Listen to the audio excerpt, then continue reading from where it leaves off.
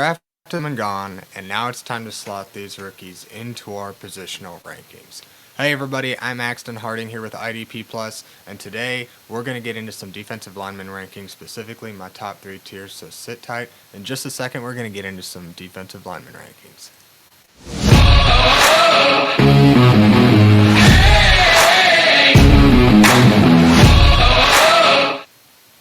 So, welcome back to another week of the IDP Plus podcast. Again, I'm Axton Harding. You can find me on Twitter at AxemanIDP. Today, we've got defensive lineman rankings. I'm going to split this up into 2 shows. So, essentially, what we're going to do here is we're going to go through the top 3 tiers, my top 14 defensive linemen for Dynasty Fantasy Football IDP Leagues. And then in another episode later this week or next week, we'll get into 15 to 36, so we'll hit all the way down to about the DL3 range in this series of shows. And if you take a look throughout the IDP Plus YouTube, you'll see tons of other rankings. We've got everybody divvied out to kind of put out some content for ranking all of the positions. So keep an eye on that for the next week or so. But for today, in this one, we've got defensive linemen. So we'll just actually jump right into it and get into our first tier of defensive linemen. Yes, I've got Aidan Hutchinson in a tier of his own. I mean, the guy is just insane right now. In his first few years in the league, he has only gotten significantly better year over year. Last season specifically, he was generating the most pressures per game at 5.5 pressures per game. And he only played 5 games, I believe, last year. If we take a look again here, through 5 games, he was generating 5.5 pressures a game. That was hands down better than anybody else in the league during that span and over the course of the year. 2 more pressures per game than anybody else, and he was actually converting those to generate about a sack and a half per game as well, which was also top the league. The only person who came even close was Trey Hendrickson, averaging 1 sack per game. So Aidan Hutchinson, before he went down with the gruesome injury, was putting up some just absolutely insane numbers, and given his age, coming in at 24 years old, I think he definitely belongs in this tier by himself. He was also the highest graded PFF pass rush defensive lineman in those 5 games, and he just flat out has game-breaking upside and is in the prime of his career, both developmentally and environmentally, because the Detroit Lions have a premier pass rush and just overall defense. They operate very efficiently, and big thanks to Aidan Hutchinson as he's able to get back and get in the heads of opposing quarterbacks. Only caveat with this is the gnarly injury, the tib-fib fracture from last year, where now he's got a rod in his leg. That's kind of the only hang-up here. But latest updates on his injury include reports that he's performing some more intense kind of workout sessions at this point, and he's around the 6.5 month mark, which I think by the time the season comes around, he'll have more than enough time to recover from bone breaks. We just hope that he can kind of get back to the kind of speed and the level of play that he was prior to the injury, which might take a little bit of work. But the fact that he only played 5 games last season, so for much more of the season than not, he was able to go ahead and start recovering and get into that rehab process. So I think that bodes well for his potential to see the field in this upcoming season. With those reports, there was also slight reports that his injured leg appeared still a little bit weaker than his right leg, as he kind of had a hitch in his walking and running motion. But that kind of comes with the territory at the 6.5 month mark. I don't really think that it would make sense for his muscles and range of motion to be kind of exactly back where it was pre-injury. So I would imagine at this point that is kind of the point of these exercises and training sessions that he's doing right now, is to try to build that muscle up and get it back in line with the others. So Aidan Hutchinson, 24-year-old edge rusher for the Detroit Lions, comes in at my defensive end 1, and he's in a tier by himself. I think he's, just considering his age and what he's been able to put on the field already, he deserves to be the Dynasty IDP 101. Now, if we break it down into tier 2, we've got this list of guys over here. Honestly, anybody could really make a case for any one of these guys to really be atop this tier. But this is kind of how I have him ranked right now. I think T.J. Watt being the top of this tier comes in at my defensive end 2 for the edge rusher for the Pittsburgh Steelers. He is just a flat-out difference maker in the big play categories. He topped the league in forced fumbles last year, and historically he'll even come up with recoveries on those forced fumbles as well. So last year he was 7th in sacks. He was the leader in sacks in the 2022 season, I'm pretty sure, or in 2023. In 2022, I'm pretty sure he also led the NFL as well, because I believe that was his 22.5 sack season. Dude just goes nuts. He can absolutely break the game. Last season as well, he was also 15th in overall combined tackles, 7th in solo tackles among all qualifying defensive linemen, and he was tied for 2nd in the league in tackles for loss. So he's just doing he does everything right. And the fact that he also has kind of a 60-plus tackle floor really gives us a solid, steady floor that we can rely on in general for guys like this. And then the fact that he has upside of 20 or more sacks, just, again, game-breaking. This guy he could also even make a case for probably 101 overall. But considering his age, T.J. Watt comes in at 30 years old. So, I mean, it's just the kind of upside that he has. He definitely belongs among the top few guys that should be drafted in any IDP league. Granted that your league doesn't just completely abandon rewarding points for sacks. So, TJ Watt definitely belongs to the top of the second tier of my edge rushers and defensive linemen. So, like I say, a guy like this can easily outpace the pack if he can stay healthy. If he can stay healthy in the last few seasons, we have seen him play a pretty healthy amount. I don't think he's only missed a few games in the last few seasons. So he's been the top overall IDP on more than one occasion, and he's just got that superstar status. So he'll likely remain in this tier or atop the entire group of defensive linemen for his entire career, barring just some sort of catastrophic setback. So that's why I've got T.J. Watt as my defensive end 2 in tier 2, right behind Aidan Hutchinson of tier 1. Oh, let's get into some Maxx Crosby. He comes in 3rd on my list and 2nd in tier 2. Comes in at my defensive end 3. He's just a high motor guy. If you don't believe me, go watch his play. Watch some tape on him. He's insane. And the fact that he gets snapped out the wazoo is another bonus to his play. It kind of gives him an edge over his peers, because generally with these guys we're kind of seeing more of like the 80 to 90 snap range, but Maxx Crosby can get 90 plus, and he often will flirt with 95, 100% of snaps. So, the only caveat with that is burning tread off the tire in the long term. But for now, Maxx Crosby only comes in at 27 years old. We can see edge rushers play into their early 30s, like 33. I'd say about 31, 32 is kind of when we start keeping an eye out for some regression and start keeping in mind the end is coming or approaching in the next few years. But for now, we don't have to worry about that for Maxx Crosby. I'd say about 30s when we'd start looking at that. Maxx Crosby is just going to continue to soak up opportunity, snaps, sacks, tackles. He really does it all. He's been among the top year over year. And he's, like I said, with all the snaps he has, it just gives him a higher floor, especially considering his pass rush prowess, and more snaps gives him more opportunity for tackles. So he was actually 2nd in the league in total tackles each of the last 2 years. He's got a floor of like 55 or 60 and a ceiling of 90 or more. So that's just great volatility. We like a floor of about 55 or 60 in general for our defensive linemen to call them reliable. And then having the upside of 90 or more is outstanding. And then you combine that with top 10 performance in sacks in the sack category in 2022 and 2023, where last year he was injured, missed much of the season. There wasn't going to be a whole lot of chance for him to perform in the top end of defensive linemen. But 2022, he was 9th. In 2023, he was 6th in the league in sacks over the course of those seasons. So he's just got insane upside. He can just pop off any given week, and much of the time you really don't even have to worry. You just set him, forget it, and Maxx Crosby will do the rest. So I think there's new life in this Las Vegas team.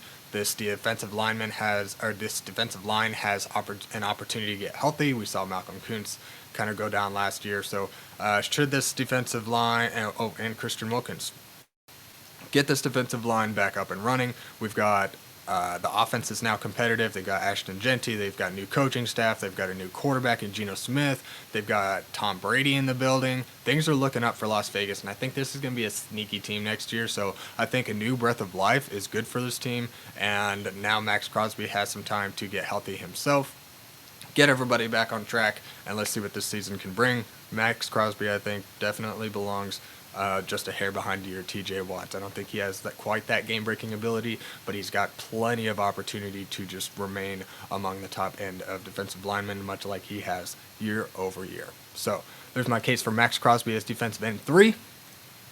So let's jump into some Micah Parsons here. Micah Parsons comes in, edge rusher for the Dallas Cowboys, comes in as my defensive end 4. There's not a whole lot to say on Micah Parsons. Just go look at the stats, the gameplay. It'll speak for itself. Micah Parsons is among, like I've been saying, any one of these guys can really belong at the top. And Micah Parsons, I think, does have that game-breaking ability, much like a TJ Watt. We just haven't quite seen him completely achieve that in the last year or two. But he's absolutely shown that he has the upside, and it's just pure talent and athleticism is uncanny. I mean, in the last couple of years, his roles kind of changed as well. They haven't had him rushing the passer near as often, so that kind of throws a wrench in things. But I think this year they kind of got some new head coach, so maybe they change things up and get him back to rushing the passer, because he does have a 12-sack floor since he entered the league, and he even missed a third of the season last season and still had 12 sacks. So could you imagine with 12 sacks and still playing those last 4 games, maybe he could have got up to 18 sacks? Not quite. Probably 15, 16 sacks, even more. I mean, that would be great for Micah Parsons. He would have probably been a top 5 defensive lineman. But unfortunately, he did miss a few games. So let's not forget, he's got a 60 tackle floor as well, with a full season under his belt. And he's just super consistent in the big play department. He gets about 2 or 3 forced fumbles a year. He generated 70 pressures in 13 games last season as well, which was 5th in the league. Not playing 4 games and you're still 5th in the league in pressures. He's getting back there, and the quarterbacks have to always account for Micah Parsons. If you don't, that's when he takes advantage of you. So the fact that he still was 5th in the league in total pressures over the course of the season last year, he's getting back there and he's around the quarterback. We just want to see him convert more of those given his level of upside. Dude could definitely break 20 sacks in a season if everything goes right. So I think he could be top of the league any given year that he wants to be. So Micah Parsons, I've seen kind of some hype videos around him. I think he's excited about some new guys they got coming in. So maybe Micah Parsons can kind of break through this imaginary ceiling that he's kind of put on himself. He kind of hangs around the 12 to 14 sacks, but I know he's got the upside for more. So Micah Parsons, my defensive end 4. Oh, let's jump into some Myles Garrett now. Myles Garrett is among the top graded pass rushers in the league. He comes in at 29 years old, the edge rusher for the Cleveland Browns, and he comes in at my defensive end 5. Last season he had a pass deflection, 3 forced fumbles, a fumble recovery, 47 combined tackles, 14 sacks, 22 tackles for loss, 28 QB hits. He's definitely among the top graded pass rushers in the league. He's been defensive player of the year for like the last couple of seasons, or at least in top contention. He was top 10 in the following categories last year. He was number 10 in stops with 35, number 3 in sacks with 14, number 2 in QB hurries with 56, number 8 in quarterback hits with 13, and he was number 1 in pressures on the year last year with 83 pressures. The only downer is his lack of overall tackles. That is why I have Myles Garrett below the guys above him, because you cannot get to the top of the defensive line rankings, the very, very, very, very top, without having some sort of tackling floor. You're going to have to put up some 20, 25 tackle seasons if you expect to jump above Micah Parsons, TJ Watt, Maxx Crosby, and Aidan Hutchinson. So, but Myles Garrett is one of the best at rushing the passer. So, he's, and the fact that he's always available. The best ability is availability. So, he's only missed 2 games in the last 4 years, and he's kind of one of those guys that can always force fumbles as well. So we just like to see him bring that floor up, but if nothing else, he's got the pass rush prowess to remain in the top couple of tiers defensive lineman for probably the remainder of his career. I think we've got about 3 or 4 solid years before we can really start thinking about any kind of serious regression coming from Myles Garrett. So, like I said, edge rushers can play into 33, 34, 35, just kind of depends on the kind of player. So, there's my case for Myles Garrett. Outside this rookie season, he's never had less than 10 sacks in a year. That just speaks to his pass rush prowess. All right, rounding out the bottom of tier 2, we've got ourselves some Nicholas Bosa. I don't know if that's his real name or not, but that's what we're calling him. Anyways, Nick Bosa comes in at 27 years old. He's the edge rusher for the San Francisco 49ers. Last season in 14 games, he came up with an interception, a pass deflection, which resulted in a pass deflection, a forced fumble recovery, 9 sacks, 52 tackles, 33 of which were solo, 15 for a loss, and 24 quarterback hits. So he's never really broke the mold of the position, kind of like what these other guys have on this list over here above him. But Nick Bosa, nonetheless, is consistently finishing among the top-end edge rushers year over year.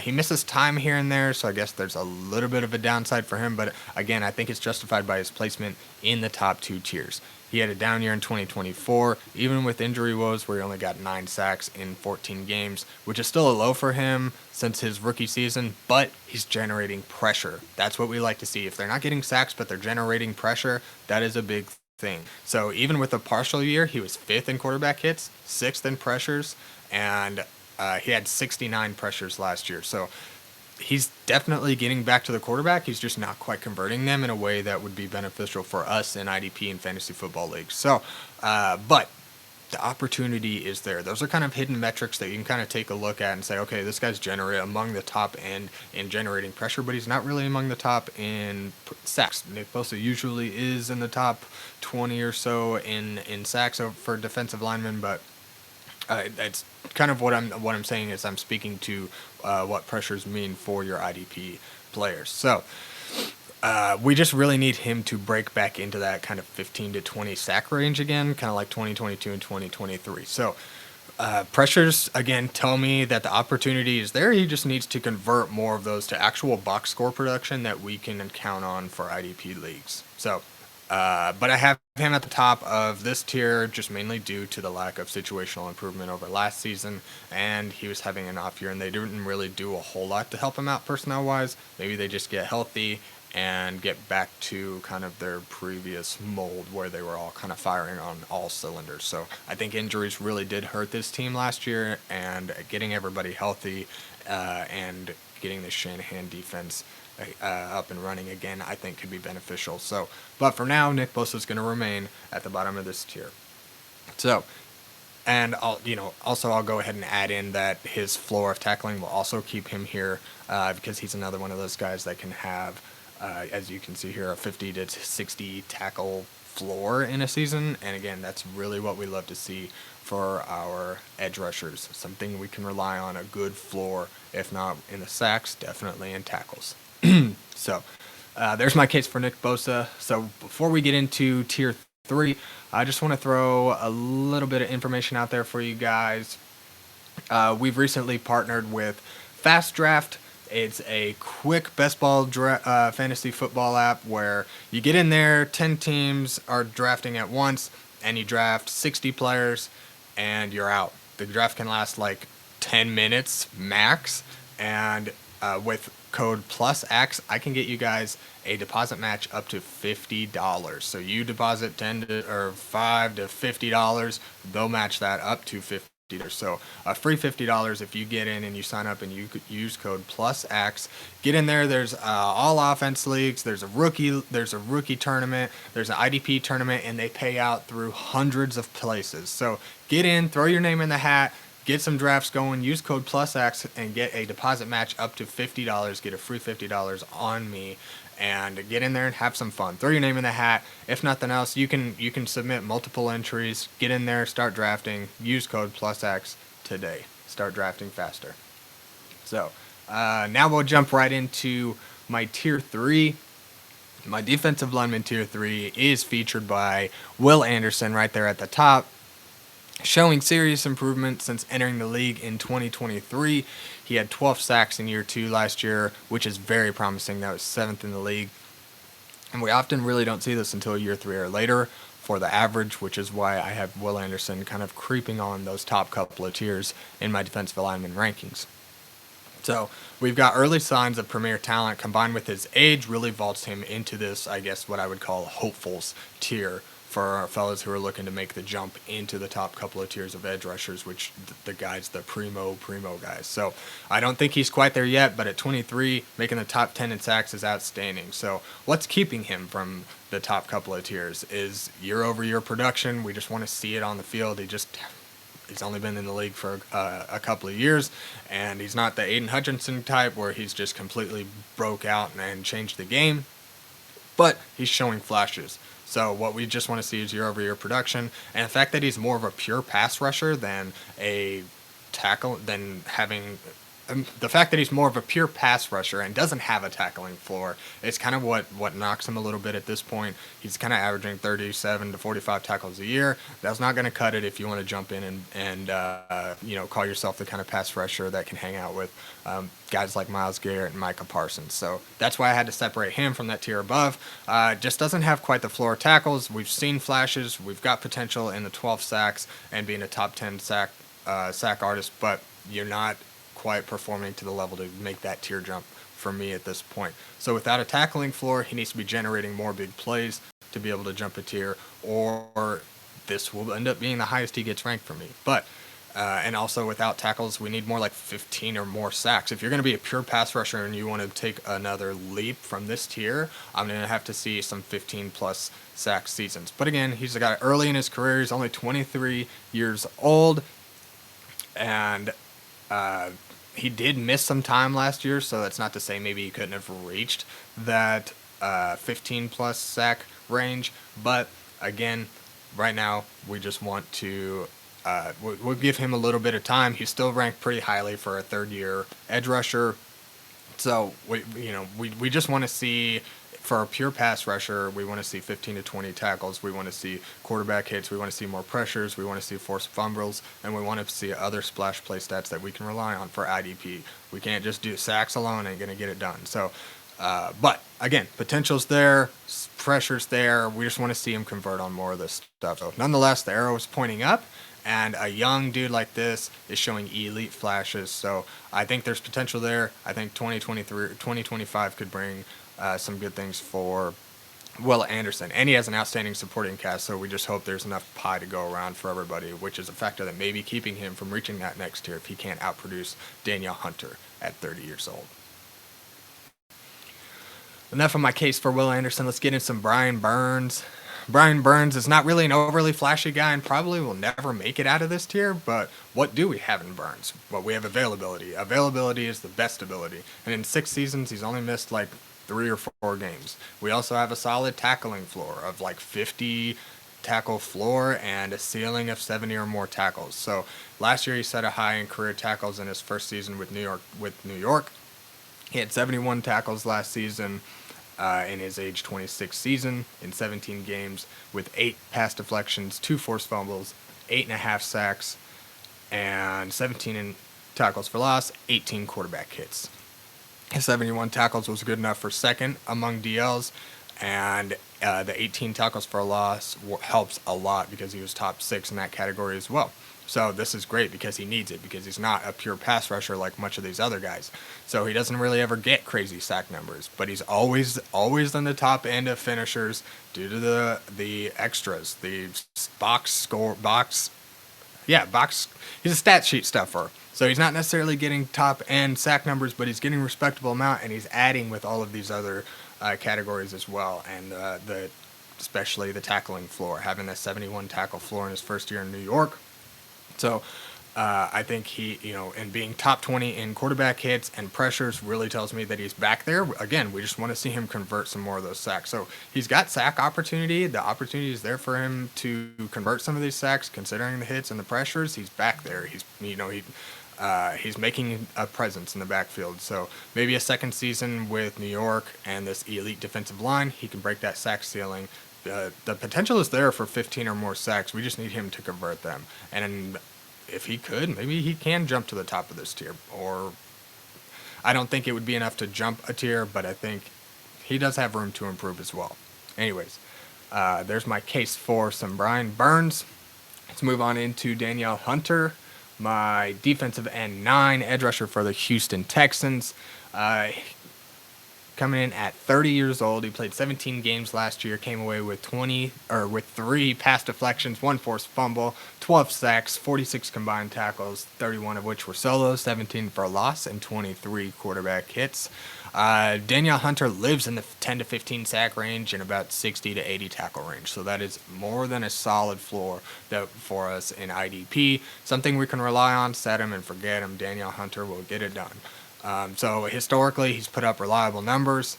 Again, you don't really have to worry about him. He doesn't really miss too many games as well. He's got a clean bill of health in the last 3 seasons where he hasn't missed a single game. So he's going to be there. Availability, stability. Danielle Hunter will be available and will give you a solid floor year in and year out. So he could probably be atop this tier, but being age 30, we want to start thinking about when that production will start dipping. And he just doesn't quite have the kind of shelf life that other guys in this tier have at this point. But he's still top end of this tier anyways, so he just flat out doesn't have the career left that the rest of these guys do, but he could easily outproduce all of them.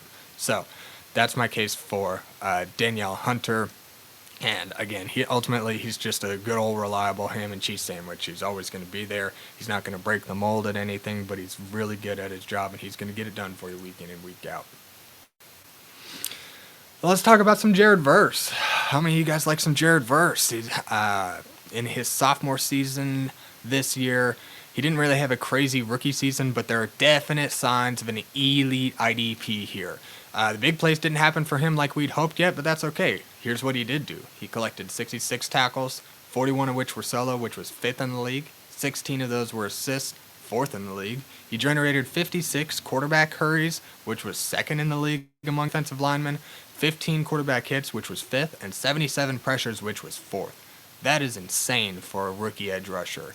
77 pressures, being top 5 in pressures at that point. He didn't quite convert them all, but the pressures and proven tackling production at this point immediately vaults him here into tier 3, into this group of hopefuls looking to try to either make the jump or just be among the top 10 to 15 edge rushers, which is fine. That's DE1 territory. So that's where again, those metrics, the production is going to immediately put him here for me. He's getting in the backfield at an elite rate, and should he convert even a portion of those 77 pressures, Verse could very well make a sizable leap in year 2 from the 4.5 sacks that we saw last year. We also saw him collect 2 pass deflections, 2 forced fumbles, fumble recoveries, 11 tackles for loss, and 18 quarterback hits. But again, he doesn't really. The only thing jumps off the page is the combined tackles at this point, and then again, just the pressure numbers, those underlying metrics that tell us he's doing his job. He's just not converting it into actual box score production for fantasy football. So we don't really see it all the time. But if we look a little bit deeper, we can see that there are signs there. So if you've got Jared Verse, if someone's kind of disappointed in his rookie season because he didn't put up fantasy numbers, jump on that train. I'd be looking to acquire him if anybody's down on him, because the pressure or the opportunity is there, and he's right on the verge. The rookie season putting up these kind of numbers, it's only a matter of time before he converts. Oh, next on the list, we've got my defensive end 11. Trey Hendrickson for the Cincinnati Bengals is 30 this year. Trey Hendrickson has really vaulted himself up the last couple of years.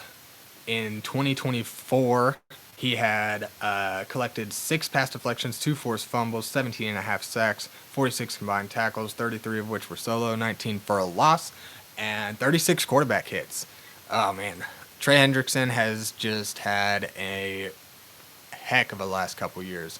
Much like a Daniele Hunter kind of player at this stage in his career, he has a late breakout where he's only really been on the map for the last couple of years, but he's always playing and getting things done. He's had 2 straight seasons with 17.5 sacks that promptly vaulted him up to this tier. At being 30 and being a late breakout, we can't really go much higher on a pure pass rusher like him. He's nothing fancy, but he's reliable, and he's a great pass rusher. So he's a good pass rush specialist, to be specific. So in 2024, he led the league in sacks, and he was top 5 in hurries. And he ranked 4th. He was top 4 in quarterback hits. He was the number 1 overall IDP in pressures generated, and he was 3rd in pass deflections from qualifying defensive linemen. So he's kind of doing everything right. The guy's getting back there, generating all the pressures. When you're generating the kind of pressures that he was putting up, like 80-some pressures, yeah, you're definitely going to be converting a whole lot of sacks. So. And the fact that he is able to convert those pressures into sacks has been great. And he didn't just pop one year and then fall off the face of the earth. He did it 2 years in a row. So I think that speaks to Trey Hendrickson being on this list and being where he's at. The only again, he's kind of like Daniele Hunter in that he could easily and has the last couple of years outperformed all these guys. But being 30 years old, he just doesn't quite have the shelf life. And we just want to see him kind of keep doing his thing. He's a guy that you can set and forget. If you take a look at one of my videos, my video from last week, I put in that you should be selling Trey Hendrickson because his value's never been higher, and he's never going to make that leap into the next tier. So at this point, if you can get a second-round pick for him, I'd be cashing out. Go find yourself a young, promising edge rusher. If you can trade him straight up for a Jared Verse, you're doing outstanding. So, but again, Trey Hendrickson, not really a great tackle guy, but a premier pass rusher, tackles for loss, quarterback hits, pressure generator. So he's just not generating the kind of tackles we like to see for a floor from a top-tier edge rusher. But Trey Hendrickson definitely belongs in this tier. Oh, enough Trey Hendrickson. Let's talk a little Jonathan Greenard. Jonathan Greenard, my defensive end 12 for the Minnesota Vikings, is 27 this year. In 2024, he played 17 games and swatted 3 passes, collected 4 forced fumbles, 12 sacks, 59 combined tackles, 41 of which were solo, 18 for a loss, and 22 quarterback hits. He's proven to be a steady Eddie at the defensive lineman position, and he broke out in his 2023 season with Houston. That earned him a huge bag in Minnesota. Subsequently, he proceeded to collect 12 sacks, 50 tackles, as kind of a floor in the last couple of years, and that's really what we like to see in our defensive linemen in this tier. So last year, Greenard was 5th in total tackles and solo tackles with 41, 11th in sacks. He generated the most quarterback hurries in the league with 59. He was top 20 in quarterback hits and 3rd in quarterback pressures with 80, just under Trey Hendrickson there. So I'll say it again, if players are at the top of the league in pressures, there's very good potential. Those are guys you want to be looking out for. So if there's an underrated guy generating a lot of pressure and he's not really being valued that way, somebody you can look to kind of buy and acquire at a lower cost. So if you're generating pressure, you're doing something right, and Jonathan Greenard has been able to convert at a rate that allows him to finish among the top 20-ish defensive linemen every year, and that consistency is what's going to keep him in a tier like this. So, so the fact that he's able to get back there and rattle quarterbacks is going to keep him up here so long as he can keep generating pressure and converting that into actual box score production for us to rely on. So, if he wants to make a jump, I would like to see him convert a little bit more of those pressures, considering he was top of the league in pressures, but only 11th in sacks. If he can convert a few more, he can probably jump over a few guys in this tier. But for now, Jonathan Greenard is going to kind of remain in this kind of bottom portion just because he doesn't quite have the kind of upside that a lot of these guys do. We haven't seen quite that massive ceiling for him. We've just seen a very respectable floor the last couple of years. So to round out the tier 3, I've got Joshua Hines-Allen. My defensive end 13 for the Jacksonville Jaguars comes in at 27 years old. He played 16 games last year, and in those 16 games, he's collected 2 pass deflections, a forced fumble, a fumble recovery, 8 sacks, 45 tackles, 26 of which were for a loss, or were solo, 10 were for a loss, and he had 19 quarterback hits. He's kind of the ultimate best ball IDP player. He's not really somebody that I'm looking to acquire or draft in my regular set-em leagues, but he's definitely a guy that has crazy upside. He'll completely explode for like 3 sacks, or he'll leave you high and dry. So that's why I say he's really a good best ball target. But the upside and overall finish is what's going to keep him in this tier. So he's not really super flashy at anything, but he's pretty good at everything. And he's only missed like 1 or 2 games in the last 4 years. So availability is the best ability. Guys that can consistently finish among this group year over year, guys that are on the field, and guys that just have a good floor. He's another one of those guys that has a good tackle floor. So he's sitting around 50 to 60 tackle floor. That's pretty solid, but we did see him drop from 66 tackles in 2023 to 45 last year. So last year this team kind of quit on their head coach. So but there's new life in Jacksonville now. Liam Cohen came in, is making splashes as a new head coach. Even while regressing, there's still promise with Josh Hines-Allen. So he was still top 6 in quarterback hurries with 46, top 10 in pressures with 63. He's getting back there. He just wasn't converting, and I think a lot of that had to do with the kind of mentality this defense kind of had under Doug Peterson last year, where, I think they pretty well quit on him. And but this year, I expect a higher rate of conversion on those pressures and quarterback hurries and big plays this season with Josh Allen. I expect him to get kind of back to more of what we saw a couple of years ago, given what he's put on the field historically, and especially considering the kind of pressure he was able to still generate on quarterbacks last year. So with the new life under this team, I really think that he has potential to climb up, but for now, he's going to remain at the bottom of this tier. Oh, that's all I got for you for my top 3 tiers of defensive lineman rankings. Thank you, everybody, for tuning in. Stay tuned. We've got more shows coming out. Sebastian's coming out with tight end rankings. Johnny just published DB rankings, and we've got more to come. And I've got another part of this defensive lineman episode where we'll get into the 15 to DL 15 and 36, or 236, and we'll get some defensive tackles in there, and we'll talk a little bit more about those guys as well. So stay tuned for that. Like, subscribe, comment. What did you like? What would you like to see? Let me know. Give me some feedback, everybody. I want to be better for you guys. I want to give you the kind of information that you guys want. So thanks again for watching. We'll see you back next week on the IDP Plus podcast. Thank you for watching the IDP Plus YouTube network. If you enjoyed this video, give it a thumbs up and don't forget to subscribe to our channel. Be sure to tap the bell icon to get notified whenever we upload new content.